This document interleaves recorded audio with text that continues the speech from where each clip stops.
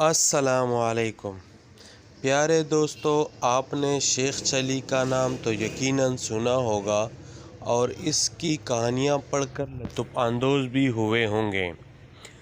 آج ہم اس کی حماقت سے بھرپور کہانی سناتے ہیں۔ کسی گاؤں میں ایک بڑھیا رہتی تھی جس کا ایک ہی بیٹا تھا جس کا نام چلی تھا۔ وہ بہت کامچور، بے وقوف، سست اور کاہل تھا۔ اسے بس ایک ہی کام آتا تھا، شیخ بگاڑنے کا۔ جہاں چند لوگوں کو اکٹھے بیٹھے دیکھتا، ان کے قریب جا کر خود بھی بیٹھ جاتا اور انہیں گفتگو کا موقع دیے بغیر اپنے جھوٹے سچے کارنامے بیان کرنے لگتا تھا۔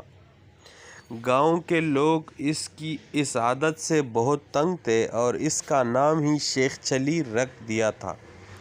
وہ اپنے نام کی طرح بڑے بڑے خیالی منصوبے بناتا تھا لیکن کسی پر عمل نہیں کرتا۔ ایک دن اس کے خیالی پلاؤ پکانے کی عادت سے چڑھ کر ایک شخص نے اس سے کہا، شیخ صاحب، آپ اتنے بڑے منصوبے کیوں بناتے ہیں؟ آپ نے ایک ہفتے بعد اس دنیا سے کوچ کر جانا ہے، اپنی موت کا خیال کریں۔ یہ سننا تھا کہ بے وقوف شیخ چلی کو ایک ہفتے بعد اپنی موت کا یقین ہو گیا اور اس نے اس کی تیاری شروع کر دی۔ پہلے اس نے قبر کھدوائی اور اس میں جا کر لیٹ گیا۔ 6 دن گزر گئے، کچھ نہ ہوا۔ ساتویں روز شیخ چلی نے آواز پڑی کہ یہ اس شخص کے بتائے ہوئے ایک ہفتے کا آخری دن ہے، شاید اب موت کا فرشتہ آنے والا ہے، ایک اشرفی دوں گا۔ شیخ چلی اشرفی کا نام سن کر قبر سے باہر نکل آیا اور انڈے کی ٹوکری اٹھا کر سر پر رکھ لی۔ یہ دیکھ کر ٹوکری کے مالک نے کہا، شیخ صاحب ذرا سنبھال کر لے جانا، انڈے ٹوٹنے نہ پائے ورنہ ایک دمڑی بھی نہیں دوں گا، الٹا ہرجانہ لے لوں گا۔ شیخ چلی بڑے غرور سے بولا، میاں صاحب میں شیخ چلی ہوں، کوئی چھوٹا موٹا شخص نہیں ہوں، پورا گاؤں مجھے جانتا ہے۔ یہ کہہ کر وہ انڈے کی ٹوکری لے کر چل پڑا۔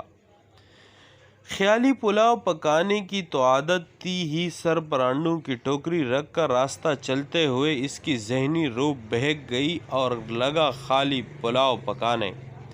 انڈے پہنچانے کی مزدوری مجھے ایک اشرفی ملے گی، بڑی رقم ہے، اس سے میں مرغی خریدوں گا، وہ انڈے دے گی، انڈے بیچ کر بکری لوں گا، جو بچے دے گی بکری کے بچے بیچ کر گائے لوں گا، گائے دودھ دے گی، میرے بچے دودھ مانگیں گے تو میں ان سے کہوں گا یہ لو دودھ۔ اتنا کہتے ہوئے اس نے ٹوکرا پکڑے دونوں ہاتھ اٹھا لیے، جس کی وجہ سے وہ زمین پر گر پڑا اور سارے انڈے ٹوٹ گئے۔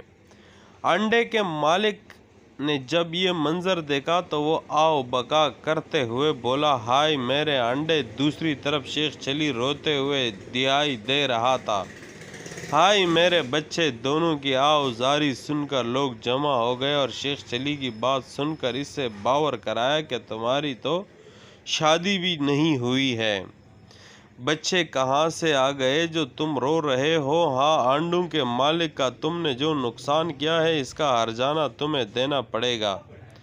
بات شیخ چلی کی ماں تک پہنچی، اس نے وہاں آ کر ہرجانے کی رقم ادا کر کے شیخ چلی کی گلو خلاصی کرائی۔